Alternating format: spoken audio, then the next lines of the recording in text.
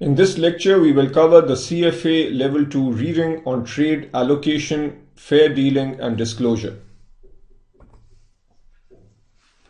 This reading has to do with the case of McKinsey Walker, which is an investment management firm, and specifically we will look at the trade allocation practices of the firm. On this slide, we summarize the trade allocation practices and you will see lots of issues.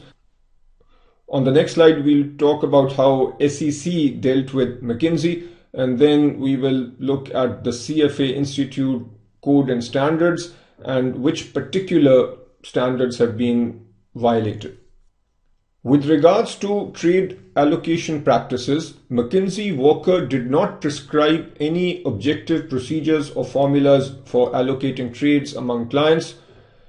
They also did not maintain any internal control mechanism to ensure that portfolio managers allocate trades fairly. So this is an issue. The firm allocated trades on an ad hoc basis, allocating to clients' needs and objectives. The firm allocated trades on an ad hoc basis according to clients' needs and objectives. So this ad hoc basis would be a concern. The profitability of the trade, the type of client account, and in some instances, the client's relationship with the firm or principal. So clearly what is going on here is not correct. It is not objective. It is not fair. Neither McKinsey Walker's compliance officer nor anyone else at the firm was required to review trade allocation practices to assess whether all accounts received an equitable allocation of trades consistent with their internal objectives. So this again is a major problem.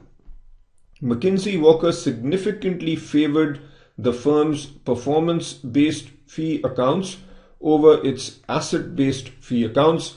The firm used profitable equity trades as well as hot initial public offerings to boost the performance of performance-based accounts in general and certain accounts in particular. So this is a major violation.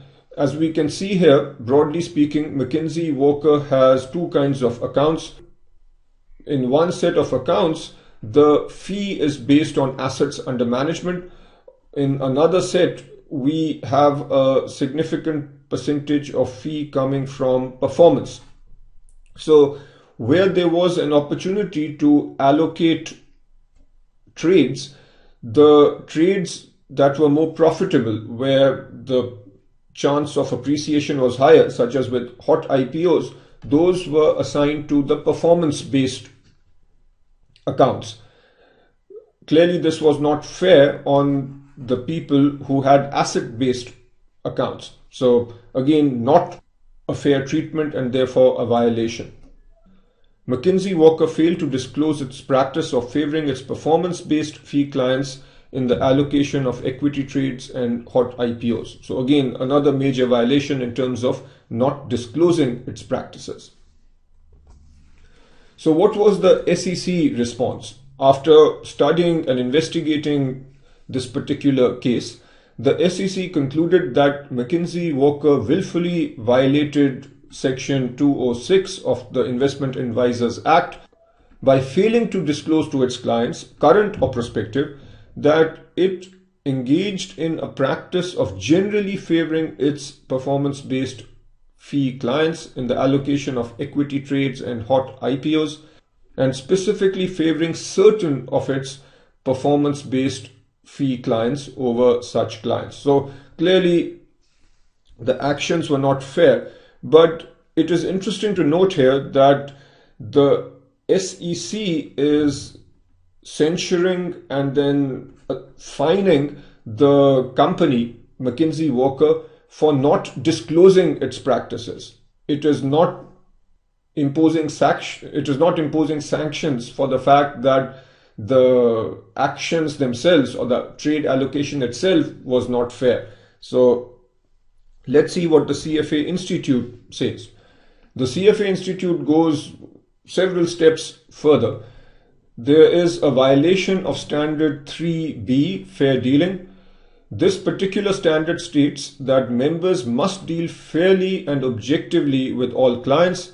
To fulfill these duties, members must draft and adhere to allocation procedures that ensure that investment opportunities are allocated to all clients in an appropriate and fair manner.